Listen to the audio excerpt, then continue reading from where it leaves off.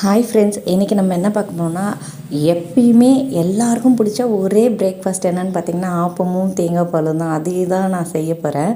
நான் அதுக்கு வந்து ஒரு கோகோனட்டை வந்து சின்ன சின்னதாக கட் பண்ணி கொஞ்சமாக தண்ணி விட்டு நல்லா ஃபைனாக பேஸ்ட் மாதிரி அரைச்சி அதுலேருந்து பால் வந்து எடுத்துக்கிட்டேன்.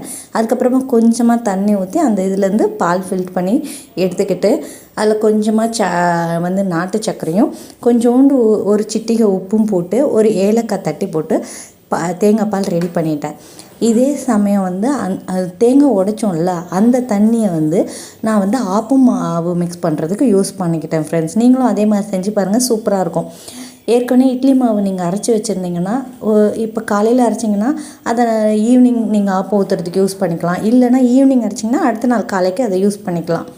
நான் அந்த மாதிரி நைட்டே இட்லி மாவு அரைச்சி வச்சேன்னா அதை நான் கொஞ்சமாக எடுத்து கொஞ்சம் தேங்காய் பாலும் கொஞ்சமாக வந்து கோகோனட் வாட்டரும் ஊற்றிட்டேன். அது ஊற்றினா நீங்கள் சோடா உப்பெல்லாம் போட தேவையில்ல, பேக்கிங் பவுடர் சால்ட்டும் தேவையில்ல. இது சூப்பராக வரும். இந்த மாதிரி நீங்கள் ட்ரை பண்ணி பாருங்கள் ஃப்ரெண்ட்ஸ். ஆப்பம் புசு புசுன்னு வரும். நீங்கள் தேங்காய் பாலும் கொஞ்சமாக வந்து தேங்காய் தண்ணியும் ஊற்றி இது பண்ணிங்கன்னா ஆப்பம் செம சாஃப்டாக கிறிஸ்பியாகவும் இருக்கும். நீங்கள் ட்ரை பண்ணி பாருங்கள். பிடிச்சிருந்தா என் சேனலுக்கு லைக் பண்ணுங்கள், சப்ஸ்கிரைப் பண்ணுங்கள். Bye friends.